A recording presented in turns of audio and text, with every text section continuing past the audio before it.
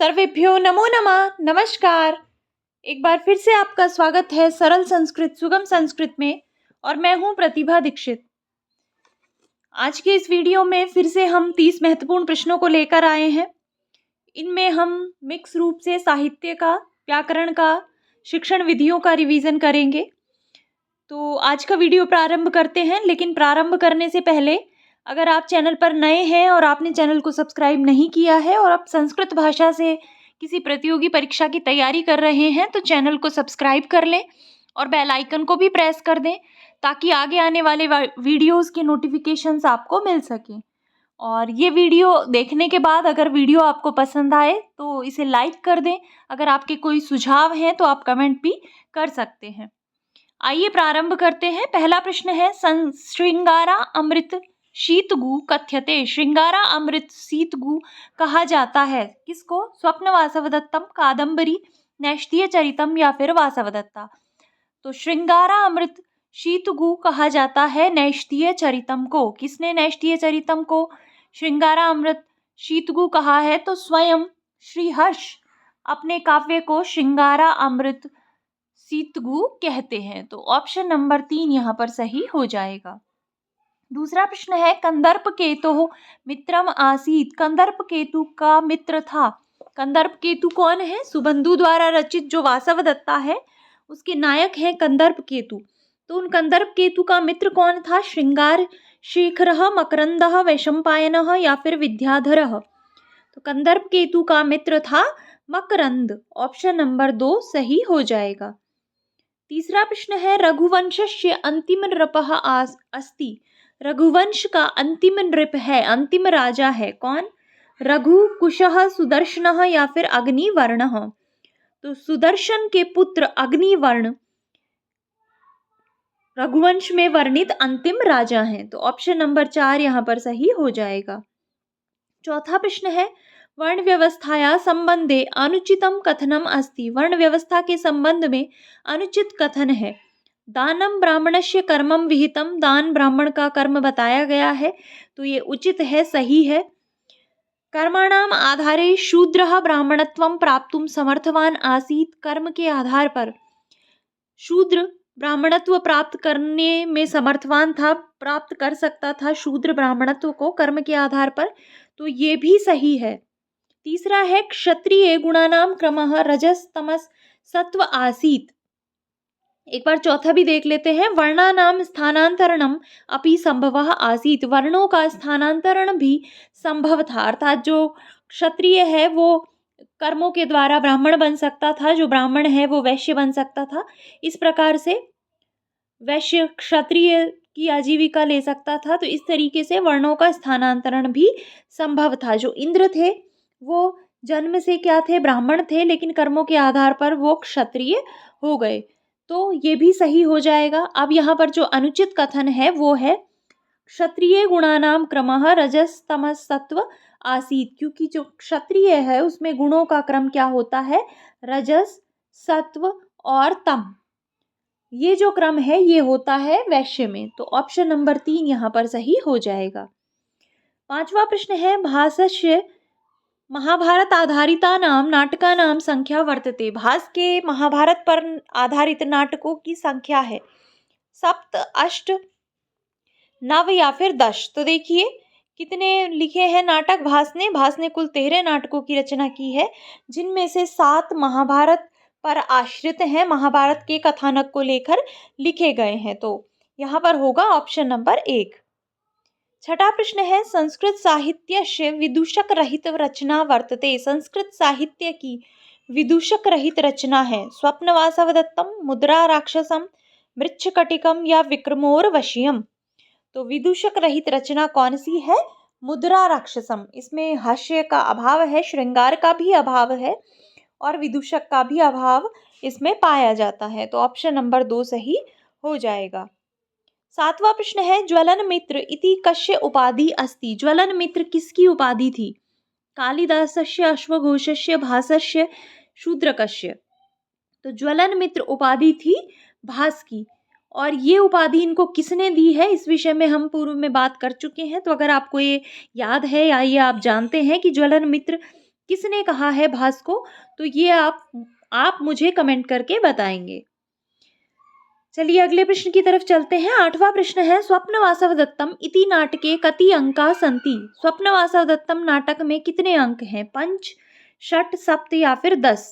तो स्वप्नवासव दत्तम के अंतर्गत 6 अंक पाए जाते हैं, तो ऑप्शन नंबर 2 सही हो जाएगा। 9वां प्रश्न है, न कालम अपेक्षते स्नेह सूक्ति कस्मिन् ग्रंथे प्राप्यते? स्नेह काल की अपेक्षा नहीं करता, ये सूक्ति किस ग्रंथ में प्राप्त होती है? अभिज्ञान शाकुंतले, स्वप्नवासव दत्ते, मृच्छकटिके या फिर मुद्रा राक्षसे? तो ये जो सूक्ति है ये पाई जाती है मृच्छकटिकम में, ऑप्शन नंबर 3। 10वां प्रश्न है, प्रायेण ही नरेंद्र श्री सो उत्साहैव भुज्यते? उत्साहशाली पुरुषों के द्वारा ही प्राय नरेंद्र, जो उत्साहवान राजा होते हैं वो ही प्राय लक्ष्मी का भोग करते हैं, उन्हीं के द्वारा लक्ष्मी भोगी जाती है। ये सूक्ति कहाँ पर प्राप्त होती है? स्वप्नवासव दत्ते, मुद्रा राक्षसे, रघुवंशे या किरातार्जुनीय? तो ये जो सूक्ति है ये भास ने स्वप्नवासव दत्तम में उद्धृत की है, तो ऑप्शन नंबर 1 सही हो जाएगा। 11वां प्रश्न है, भवभूते मातु नाम आसीत? भवभूति की माता का नाम था सुशीला, जातुकर्णी, मामल्ल देवी या फिर श्रीहीर? तो भवभूति की माता का नाम था जातुकर्णी, ऑप्शन नंबर 2। 12वां प्रश्न है, वासवदत्ताया विभाजनम क्रियते? वासवदत्ता का विभाजन किया जाता है भागेषु, भागों में, उच्छ्वासेषु, उच्छ्वासों में, निश्वासेषु, निश्वासों में या फिर कस्मिन्नपि न, किसी में भी नहीं? तो जो सही उत्तर यहाँ पर होगा वो होगा ऑप्शन नंबर 4, कस्मिन्नपि न, किसी में भी नहीं। ये जो वासवदत्ता है ये कथा श्रेणी का गद्य काव्य है, सुबंधु के द्वारा रचित, और ये अविभाजित है। 13वां प्रश्न है, प्रतिज्ञा योगंधरायणस्य नायकः वर्तते? प्रतिज्ञा योगंधरायण नाटक के नायक कौन है? योगंधरायणः, उदयनः, भीमः या फिर चारुदत्तः? तो प्रतिज्ञा योगंधरायण नाटक के नायक हैं उदयन, ऑप्शन नंबर 2। 14वां प्रश्न है, अकरुणा खलु ईश्वरा सूक्ति प्राप्यते? निश्चित रूप से ही जो ईश्वर हैं वो अकरुण होते हैं, अकरुण होते हैं। ये सूक्ति कहाँ पर प्राप्त होती है? स्वप्नवासव दत्ते, प्रतिज्ञा योगंधरायणे, अभिज्ञान शाकुंतले या फिर उत्तर राम चरिते? तो ये सूक्ति प्राप्त होती है स्वप्नवासव दत्तम में, ऑप्शन नंबर 1। 15वां प्रश्न है, न ही गणयति क्षुद्रो जंतु परिग्रह फलगुताम? जो क्षुद्र जंतु होता है वो अपने द्वारा ग्रहण की गई वस्तु की तुच्छता को भी नहीं देखता। जैसे कि एक कुत्ता है, वो जब हड्डी खाता है तो वो उसकी तुच्छता को नहीं देखता। इस पंक्ति के विषय में तो हम बहुत बार बात कर चुके हैं। अगर आप हमसे जुड़े हुए हैं तो निश्चित रूप से आपको याद आ गया होगा। किस ग्रंथ में प्राप्त होती है ये सूक्ति? हितोपदेशे, पंचतंत्रे, नीति शतके या फिर शिशुपाल वधे? तो ये उद्धृत है नीति शतक में, ऑप्शन नंबर 3 सही हो जाएगा। 16वां प्रश्न है, मानसिंह इति उपन्यासः केन रचितः? मानसिंह नामक उपन्यास किसके द्वारा रचा गया है? देवर्षि कलानाथ शास्त्रीणा, भट्ट मथुरानाथ शास्त्रीणा, पंडित सूर्यनारायण शास्त्रीणा या पंडित पद्म शास्त्रीणा? तो मानसिंह जो उपन्यास है वो लिखा गया है भट्ट मथुरानाथ शास्त्री के द्वारा, ऑप्शन नंबर 2 सही हो जाएगा। 17वां प्रश्न है, मर्यादा इति कथाया रचनाकारः कः? मर्यादा कथा के रचनाकार कौन है? देवर्षि कलानाथ शास्त्री, भट्ट मथुरानाथ शास्त्री, पंडित सूर्यनारायण शास्त्री या पंडित पद्म शास्त्री? तो मर्यादा जो कथा है इसके रचनाकार हैं देवर्षि कलानाथ शास्त्री। ये कथानक वल्ली में ही संकलित एक कथा है मर्यादा नामक, तो इसके रचनाकार हो जाएंगे देवर्षि कलानाथ शास्त्री। 18वां प्रश्न है, पंडित पद्म शास्त्रीणः जन्म अभूत? पंडित पद्म शास्त्री का जन्म हुआ था जयपुरे, डूंगरपुरे, सिंगाली नगरे या फिर महेंद्रगढ़ नगरे? तो पंडित पद्म शास्त्री का जन्म हुआ था उत्तर प्रदेश के सिंगाली नगर में, ऑप्शन नंबर 3 यहाँ पर सही हो जाएगा। 19वां प्रश्न है, यज्ञस्य हवि कः आसीत? यज्ञ की हवि कौन था? तो यज्ञ कि हवि के संबंध में बात कहाँ पर आई है? पुरुष सूक्त में, जहाँ पर मानस यज्ञ की बात की गई है। तो उस यज्ञ के विषय में बताया गया है बहुत सारी चीज़ें कि उसमें इतनी समिधाएँ थी, इतनी परिधियाँ थी, ये ऋतु ईंधन के रूप में थी, ये ऋतु हवि के रूप में थी। तो वहाँ पर उस यज्ञ में हवि कौन था? ग्रीष्मः, शरत्, वसंतः या हेमंतः? तो हवि कौन था? हवि थी शरत ऋतु। ऑप्शन नंबर 2 सही हो जाएगा। 20वां प्रश्न है, संज्ञान सूक्तस्य मंत्र दृष्टारः ऋषिः कः? संज्ञान सूक्त के मंत्र दृष्टा ऋषि कौन है? काण्वमेध्यः, वशिष्ठः, संवननः या फिर संज्ञानः? तो संज्ञान सूक्त के मंत्र दृष्टा ऋषि हो जाएंगे संवनन। Option number 3। 21वां प्रश्न है, ईशोपनिषद अनुसारे आत्मतत्वम कस्मात् जवीयः अस्ति? ईशोपनिषद के अनुसार जो आत्मा है, आत्म तत्व है, वो किससे अधिक द्रुत गति वाला है, जवीय है, किससे तेज गति वाला है? वायो मनसः, आत्मनः या फिर लोकात्? वायु से, मन से, स्वयं से या फिर लोक से? तो जो आत्मा है वो मन से भी अधिक तीव्र गति वाला ईशोपनिषद में बताया गया है। तो यहाँ पर हो जाएगा ऑप्शन नंबर 2। 22वां प्रश्न है, शरीरस्य कति अवस्था भवन्ति? शरीर की कितनी अवस्थाएं बताई गई हैं? चतस्रः, तिस्रः, पंच या फिर द्वे? तो शरीर की कितनी अवस्थाएं होती हैं? शरीर की 3 अवस्थाएं बताई गई हैं, कौमारम, यौवनम और जरा। तो ऑप्शन नंबर 2 सही हो जाएगा। 23वां प्रश्न है, अलंकारः कतिविधः भवति? अलंकार कितने प्रकार का होता है? कितने प्रकार के अलंकार होते हैं? द्विविधः, त्रिविधः, चतुर्विधः या पंचविधः? तो अलंकार होते हैं 3 प्रकार के, त्रिविधः, शब्दालंकार, अर्थालंकार और उभयालंकार। तो अलंकार हो जाएंगे 3 प्रकार के। 24वां प्रश्न है, सहसा विदधीत न क्रियाम अविवेकः परमापदाम पदम इत्यत्र कः अलंकारः? इस पंक्ति में कौन सा अलंकार है? दीपकः, दृष्टान्तः, तुल्य योगिता या फिर अर्थांतरन्यासः? तो यहाँ पर कौन सा अलंकार हो जाएगा? यहाँ पर हो जाएगा अर्थांतरन्यास अलंकार। जहाँ पर सूक्तियों के द्वारा अर्थ संपादन करवाया जाता है, वहाँ पर अर्थांतरन्यास अलंकार होता है।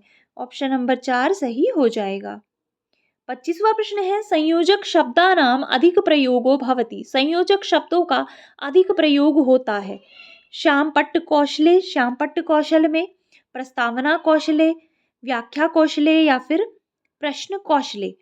तो संयोजक शब्दों का अधिक प्रयोग होता है व्याख्या कौशल में। ऑप्शन नंबर 3 यहाँ पर सही हो जाएगा। 26वां प्रश्न है, कस्याम विधौ व्याकरणात्मक प्रश्नः भवन्ति? किस विधि में छात्रों से व्याकरणात्मक प्रश्न पूछे जाते हैं? किसमें? दंडान्वय विधौ, खंडान्वय विधौ, गीत नाट्य विधौ या फिर समीक्षा विधौ? तो व्याकरण से संबंधित प्रश्न पूछे जाते हैं दंडान्वय विधि में। तो ऑप्शन नंबर 1 यहाँ पर सही हो जाएगा। 27वां प्रश्न है, अव्ययी भाव समासस्य उदाहरणम अस्ति? अव्ययी भाव समास का उदाहरण है नीलोत्पलम, हस्तलिखितम, पंचनदम और पंचपात्रम। तो कौन सा उदाहरण हो जाएगा अव्ययी भाव समास का? देखिए, नीलोत्पलम में नीलम च उत्पलम, यहाँ पर हो जाएगा कर्मधारय समास। हस्तलिखितम में हस्तेन लिखितम, इसमें हो जाएगा तृतीया तत्पुरुष समास। पंचनदम, पंचानाम नदानाम समाहारः, यहाँ पर हो जाएगा नदीभीश्च सूत्र से अव्ययी भाव समास। इसके अतिरिक्त पंचपात्रम में पंचानाम पात्राणाम समाहारः, इसमें होगा द्विगु समास। तो यहाँ पर अव्ययी भाव समास का उदाहरण है पंचनदम। Option number 3। 28वां प्रश्न है, कृत्यम इत्यत्र कः प्रत्ययः? कृत्यम पद में कौन सा प्रत्यय है? यत् प्रत्यय, ण्यत् प्रत्यय, क्यप प्रत्यय या फिर शय प्रत्यय? तो जो कृत्यम है इसमें क्री धातु से क्यप प्रत्यय होता है और तुक का आगम होकर कृत्यम इस प्रकार का पद बनता है। तो कौन सा प्रत्यय हो जाएगा कृत्यम में? क्यप प्रत्यय। 29वां प्रश्न है, मधु शब्दस्य पंचमी एक वचने रूपम स्यात्? मधु शब्द का पंचमी एक वचन में क्या रूप होगा? मधुने, मधुनः, मधुनी या फिर मध्वा? तो मधु उकारांत स्त्रीलिंग पद है, इसके जब रूप चलते हैं तो पंचमी एक वचन में रूप बनता है मधुनः। Option number 2। और आज का अंतिम प्रश्न है, सेव धातु लोट लकारे मध्यम पुरुष द्विवचने रूपम शात। सेव धातु का लोट लकार मध्यम पुरुष द्विवचन का रूप क्या होगा? सेवे थे, सेवे थाम, असेवे थाम या फिर सेवध्वम।